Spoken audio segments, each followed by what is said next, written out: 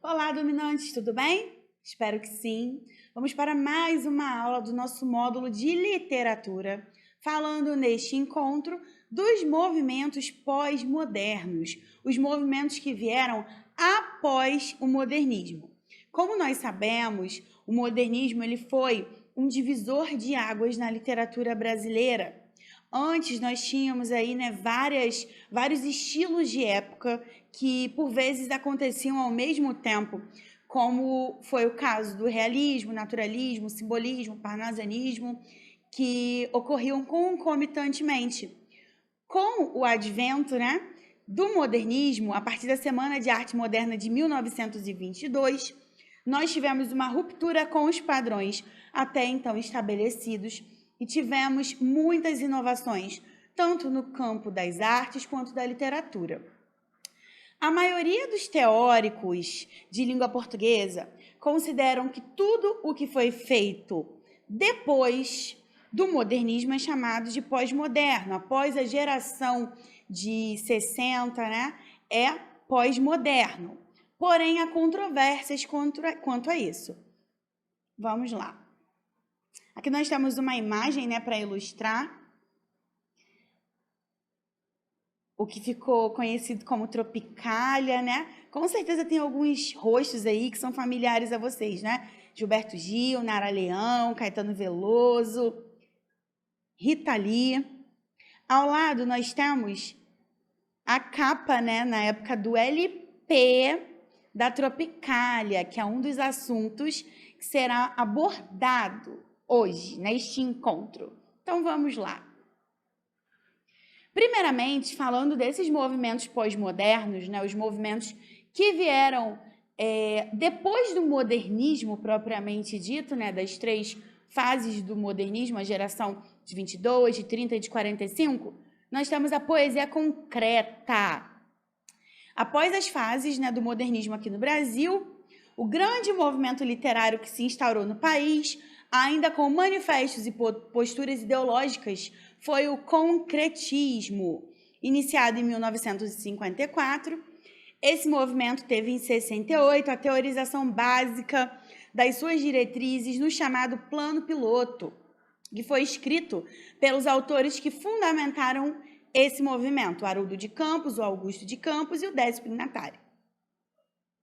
Nós temos aqui um exemplo de poesia concreta. Num primeiro momento, você vai olhar e vai dizer, ok, mas o que é isso? É um labirinto? É um holograma? E uma dica, toda vez que vocês tiverem um poema concreto para interpretar, para analisar, olhem aquilo que eu sempre falo para vocês, olhem o título, vejam o autor, tá? Aqui nós vemos que esse poema do Augusto de Campos, ele tem como título Código. Deem uma olhada, analisem, vejam se vocês conseguem identificar letras. Sabendo que o título do poema é Código, nós vamos encontrar todas as letras. Vejam, C, O, D, e aqui ao meio bem fininho, G, e dentro mais um O, código. Percebam que o poema concreto, a poesia concreta, ela tem a ideia de desconstrução.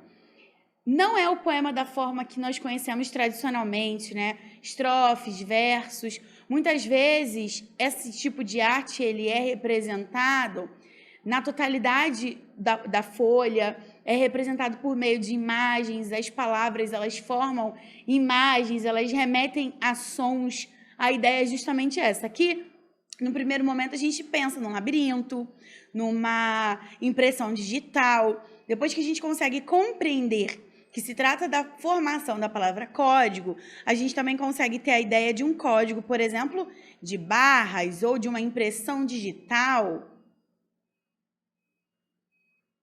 Temos mais um exemplo aqui.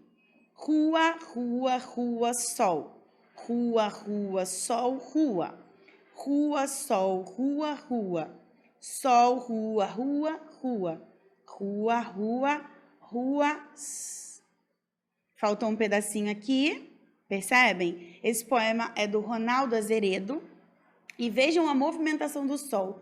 O sol está aqui, depois, olha, o movimento, como se o sol estivesse mudando de posição. Então, os poemas concretos, eles são também chamados de poemas visuais, porque nós conseguimos entender pela movimentação da palavra, pela formação de imagens. E aqui, esse S, que seria o início da palavra sol, nos mostra também o ressurgimento desse sol no amanhecer, essa rua, né, que tem aí a sombra sendo movimentada. Em vez de escrever um poema narrativo descritivo sobre o nascimento e o pôr do sol, a gente consegue perceber, ó, nasceu, se pôs e no outro dia começou a aparecer novamente. Esse pôr do sol que é visto a partir de uma rua, o poeta ele encena esse discurso por meio do mínimo múltiplo comum. O mínimo múltiplo comum é a unidade utilizada pelos concretistas. E da concisão vocabular, é o mínimo múltiplo comum, é o mínimo possível de palavras que expressam as ideias determinadas. O texto, constituído apenas por substantivos, tem a sua parte verbal retratada pelo movimento das palavras, que analogamente espelham o movimento do sol na paisagem. Então, a gente tem a movimentação do sol aqui, é um poema bastante visual. Mais um poema para a nossa análise. Esse aqui, os alunos costumam gostar bastante, né? Primeiro a gente tem o esse é um liquidificador, né? Ó, preste atenção no som. Velo, veloz, veloz, velocidade, velocidade, velocidade. Esse aqui é bem intuitivo, né? Aqui nós conseguimos perceber, né, que a partir do aparecimento de novas letras vem essa ideia, né, de um carro acelerando, de uma pessoa acelerando um carro. Então vejam que além, né, da distribuição dessas palavras, né, dessas letras que formam essa palavra no espaço do papel, a gente tem uma representação que é sonora, né? O movimento concretista dos anos 50 mostrou-se como uma produção abrangente, graças ao diálogo estabelecido com outras linguagens. Aqui, né, a gente tem a escrita e a gente tem também o som, como cinema, música e das artes plásticas. Toda essa variedade de discursos e tamanho entre cruzamento de saberes, bem como a inserção dos postulados estéticos por meio de um plano piloto, né, como eu falei com vocês, que seria o direcionamento dessa obra, levaram o concretismo a ser considerado o último movimento literário de vanguarda do século XX. Basicamente, esse é o primeiro movimento considerado aqui no Brasil como pós-modernista, né? Que é o concretismo, e após nós temos a Tropicália, que com certeza vocês já ouviram falar, né? Vários cantores conhecidos, obras conhecidas desse período. Então, em 1950, a gente teve o início do concretismo, e em 1960, década de 60, na verdade, a Tropicália. O movimento tropicalista, surgido na década de 60, promoveu um intenso diálogo entre a música, o teatro, o cinema, a literatura e as artes plásticas. Antes mesmo de se formar como um movimento cultural, a prática tropicalista se desenvolveu como iniciativas isoladas de artistas que posteriormente se reconheceram como detentores do mesmo propósito: repensar a produção artística nacional de modo crítico dentro do contexto internacional. Devido a essa base ideológica, os artistas dos anos 60 promoveram o retorno à obra literária de Oswald de Andrade, que nos anos 20, por meio da teoria da antropofagia, também buscou repensar o nacional por meio de uma postura dialógica e dialética com o universal. Então, o que esses artistas da Tropicália, também conhecidos como tropicalistas, eles queriam? Eles queriam que a música, a arte feita no Brasil, assim como o modernismo, né, por isso que Oswald ele é citado, que elas refletissem aquilo que nós temos de nosso, a nossa cultura, a nossa brasilidade. A origem do tropicalismo ela foi, sem dúvida, a produção dos festivais de música, né? Os famosos festivais da canção, que eram promovidos muitas vezes, né, pelas redes de televisão. A Rede Record, por exemplo, foi uma que promoveu muitos festivais da canção. Então, a origem do tropicalismo foi esses festivais de música que estavam muito em voga nos anos 60. Nesses eventos, era nítida a rivalidade entre dois grupos. Um que lutava por uma música de tendência mais popular, de origem genuinamente nacional, que eram os tropicalistas, né, que depois vieram a ser os tropicalistas, que valorizavam, né, a questão dos ritmos brasileiros. E um outro grupo que se mostrava receptivo às novas tendências estéticas e à absorção dos elementos divulgados pela mídia. Gente, então nós temos aqui um grupo que primava, que queria, né, que a cultura popular brasileira ela fosse divulgada nesses festivais, e um outro grupo que já queria trazer o que estava bombando no exterior, né, como o rock, por exemplo. E esse segundo grupo é a Jovem Guarda, né? Vocês devem aí conhecer o Roberto Carlos, Erasmo Carlos, a Vanderleia. Então havia essa rivalidade, porque eles acreditavam que os tropicalistas eles acreditavam que não seria necessário apenas reproduzir uma cultura de massa. Por que o rock? Por que não algo que seja nosso? Já o pessoal, né, lá da Jovem Guarda queria estourar com o que estava, né, como eu falei com vocês, bombando lá no exterior. A imitação da cultura exterior, né, com o rock que estava no auge. Então a gente tem meio que essa rivalidade aí entre esses dois grupos. O que o tropicalismo buscou fazer na música também já era feito nas outras artes durante os anos 60. Por isso a relevância do cinema novo de Glauber Rocha, principalmente na filmagem de Terra em Transe, a encenação da peça O Rei da Vela, de Oswald de Andrade, sob a direção de José Celso Martinez, e a produção das instalações de Hélio Oiticica, especificamente a que se intitulou Tropicália, também foram fundamentais para Caetano Veloso elaborar as canções que constituíram o marco do tropicalismo, que foi a expressão, inclusive, que teve sua origem a partir da obra de Oiticica. Então, o que a gente precisa entender? Não era só a música. A parte, né, da música, por conta de Caetano, por conta de Gil, ficou bastante famosa, foi muito difundida. Mas a Tropicália ela também compreendia, né, o cinema novo do Glauber Rocha, as instalações, como a gente leu aqui, né, do Hélio Oiticica. O que eram instalações? As salas elas eram preparadas com temas, né? Um tema que ficou bastante famoso foi até a Tropicália, e aí era um cenário montado com aves. Isso eram as instalações, que era um tipo de arte muito visado na década de 60. Então foram vários movimentos dentro da Tropicália, de várias vertentes artísticas. Não só pela melodia ousada e irreverente, mas pelas letras. As duas canções, né, mais famosas, né, das quais nós falaremos daqui a pouco, elas demonstraram que a arte ela não deveria ser apenas panfletária, de denúncias sociais, nem apenas saudosista ou ufanista. Outras possibilidades elas poderiam e deveriam ser exploradas para o enriquecimento da produção artística nacional. Então, foi inserida, por exemplo, a guitarra elétrica, foram inseridas também canções, por exemplo, da capoeira, berimbau. Eles mesclaram, eles ousaram, eles pegaram o que já era feito e também inseriram elementos tipicamente da nossa cultura.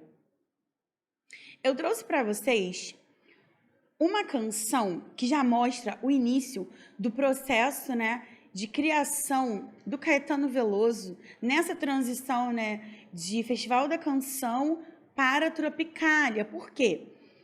Essa canção, ela é uma narrativa, ela mostra muitos elementos do que havia acontecido até então e do que estava acontecendo também naquele momento. E a ideia do Caetano foi justamente mostrar um jovem em movimento transitando no meio de toda essa evolução, essas coisas que estavam acontecendo no Brasil e no mundo. E aqui a letra, né? Alegria, alegria, que é muito melódica, é muito poética. Caminhando contra o vento, sem lenço, sem documento, no sol de quase dezembro eu vou. O sol se reparte em crimes, espaçonaves, guerrilhas, em cardinales bonitas. Eu vou em caras de presidentes, em grandes beijos de amor, em dentes, pernas, bandeiras, Bomba e Brigitte Bardot. O sol nas bancas de revista me enche de alegria e preguiça. Quem lê tanta notícia, eu vou por entre fotos e nomes, os olhos cheios de cores, o peito cheio de amores vãos. Eu vou, por que não, por que não? Ela pensa em casamento e eu nunca mais fui à escola. Sem lenço, sem documento, eu vou. Eu tomo uma Coca-Cola, ela pensa em casamento e uma canção me consola. Eu vou. Por entre fotos e nomes, sem livros e sem fuzil. Esse trecho é muito importante. Sem nome, sem telefone, no coração do Brasil. Ela nem sabe, até pensei em cantar na televisão, faz a menção aí aos festivais. O sol é tão bonito, eu vou. Sem lenço, sem documento, nada no bolso ou nas mãos, eu quero seguir vivendo amor, eu vou, por que não, por que não? É muito melódico, então todo mundo que conhece essa canção, né, quando vai ler a letra já dá vontade de cantar, né, automático. Coisas interessantes que nós temos aqui, ó. Bomba, a gente tem todo um contexto aqui, né, de pós-guerra. Brigitte Bardot, um ícone da época. Nós temos também aqui a Coca-Cola, já falando, né, mencionando, né, questão do capitalismo, a questão, né, dessa difusão internacional, já num contexto global. Nós temos também essa questão, já falando de certo ponto, da repressão, né, que já começava a ser sofrida na época, né, sem livros e sem fuzil, sem nome, sem telefone no coração do Brasil. Falando aqui do festival, quando fala da televisão. Esse trechinho aqui é muito interessante. Nada no bolso ou nas mãos. O Caetano Veloso, ele estava lendo um livro do Sartre na época. E essa frase ele achou fantástica e colocou na sua canção. Ele parafraseou o Sartre na sua canção. Essa frase, nada no bolso ou nas mãos, é do Sartre. Tá? Então, aí mais uma curiosidade. É uma música que tem um tom, né, muito convidativo. Se vocês tiverem oportunidade, depois pesquisem, é bastante famosa. E traz uma leveza em meio a tantas informações que são assim, né, projetadas e jogadas. Tanta coisa que estava acontecendo naquele contexto. A segunda música, né, eu vou ler as 3 primeiras estrofes com vocês, também traz algumas críticas, também é dessa transição para a Tropicália, e o título é Soy Loco por Ti, América. Foi até a abertura de uma novela, né? Acho que o nome da novela era até esse mesmo, América, há alguns anos. E aí, né, já está fracionado aqui, mas de qualquer forma, eu vou ler só as 3 primeiras estrofes. E aí nós temos Soy Loco por Ti, América, Soy Loco por Ti de Amores. Parece um trava-línguas, ó. El nombre del hombre muerto, tem trechos em espanhol, como vocês podem perceber. Já não se puede decir, o quem sabe, antes que o dia rebente, antes que o dia rebente. El nombre del hombre muerto, antes que a definitiva noite se espalhe. Aí já mistura, né? Em Latinoamérica. Aí já mistura. El nome del hombre es pueblo. El nome del hombre es pueblo. Soy loco por ti, América. Soy loco por ti de amores. Então, aqui nós temos um trecho em que ele fala da guerra, ele fala de uma saudação, aqui no finalzinho, mais apaixonado ainda, dentro dos braços da camponesa, guerrilheira, manequim, ai de mim, nos braços de quem me queira. E essa canção, ela é uma saudação às guerrilhas que aconteciam, né, na Latinoamérica. É engraçado quando eu leio o espanhol e depois vira a chave para voltar para o português, é um pouco difícil. Então, ele fala das guerrilhas que aconteciam à época. E muitos historiadores dizem que essa música ela é também uma saudação a Che Guevara.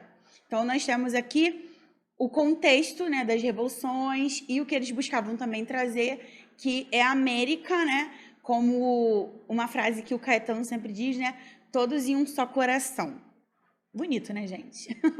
Continuando, chegamos à Tropicália, que é de fato aí a música que deu nome ao movimento. E é muito interessante porque o Caetano, primeiro, ele escreveu a letra, ele fez a melodia, né? Fez toda a parte dos acordes, e a música não tinha nome. E aí, né, na época, os seus colegas começaram a falar: ah, Caetano, bota o nome de Tropicália, porque tem a instalação do Hélio Oiticica que tem tudo a ver, lembra muito a sua canção.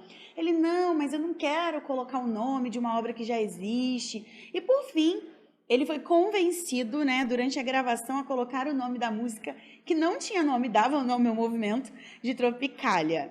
Então, aqui, ela também já foi tema de novela, né, uma música também bastante conhecida.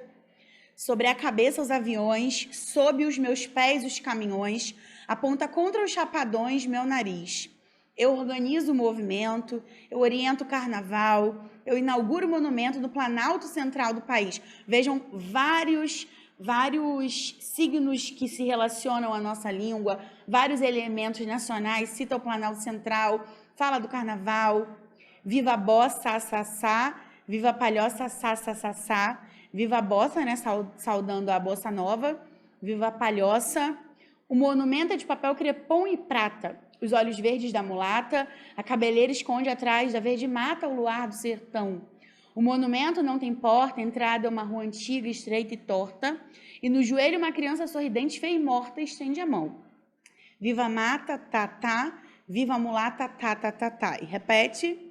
No pátio interno há uma piscina, com água azul de amaralina, coqueiro brisa e fala nordestina e faróis. Na mão direita tem uma roseira, muito significativo esse trecho, autenticando a eterna primavera. E no jardim os urubus passeiam a tarde inteira entre os girassóis. Os urubus entre os girassóis. Pelo contexto, fica subentendido. Viva Maria, iaiá, viva a Bahia. Aí tem um trecho, né, também que fala viva a banda, que seria aí uma alusão, né, a Chico Buarque, Carmen Miranda. Então ele vai saudando todos os elementos da brasilidade que estavam tão, né, em destaque naquela época. E uma coisa interessante, gente, é que as pessoas costumam achar que Chico Buarque ele era tropicalista. Não, ele não pertenceu à Tropicália. Chico ele estava, né, numa outra vertente. Ele não se declarou nem da Jovem Guarda, nem da Tropicália.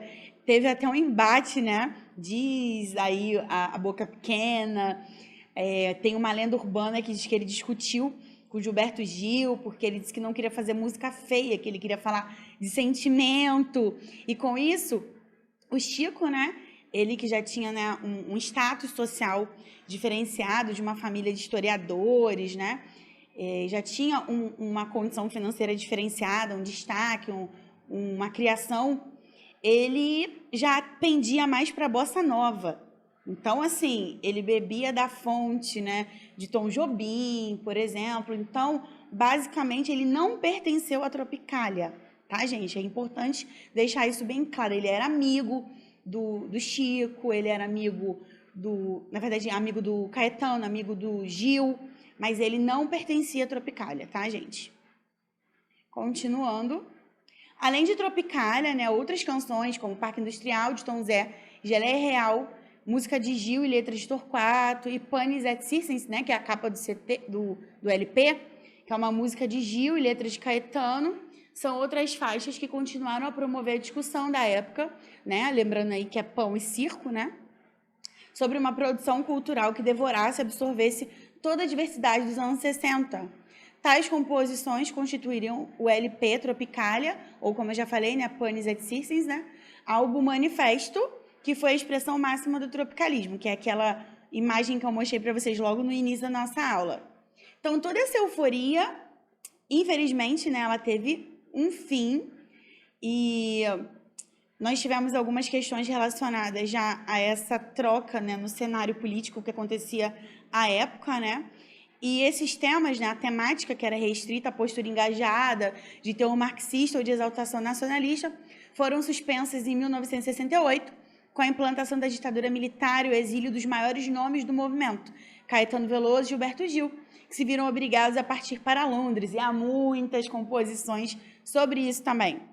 De toda forma, a música brasileira ela já havia sido transformada, né, e transformado seus conceitos, reavaliado seu repertório. Caetano, Gil, Torquato e Capinã mostraram-se não só como grandes músicos dos anos 60, mas como significativos poetas que iriam contribuir muito para a nova geração dos anos 70, né, que foi a geração da poesia marginal. Então, o tropicalismo, né, a Tropicália, mesmo tendo vários tipos de manifestação, é óbvio que ficou muito mais marcado pela música. E, gente, sempre cai questão de Tropicália no Enem. No ano em que a Tropicália fez aniversário, completou 50 anos, eu falei muito com os alunos, gente, estudem Tropicália, estudem Tropicália. Caíram 3 questões sobre a Tropicália, né, até porque era um ano comemorativo. Meus queridos, é muito importante que vocês entendam que após as 3 fases do modernismo, toda produção que veio na sequência ficou conhecida como pós-modernismo. E a primeira delas, né, aqui no Brasil, que nós vimos que foi a poesia concreta, o concretismo, ela tem uma representação ainda nos dias de hoje, é muito estudada, ela é muito abordada nas escolas, no Enem, todo ano cai alguma questão relacionada, né, a concretismo. A Tropicália também foi um movimento muito importante já na década de 60, que revolucionou as artes aqui no Brasil. E são tópicos muito importantes e já bastante contemporâneos. Eu espero que essa aula tenha sido bastante proveitosa. Um grande abraço e até a próxima.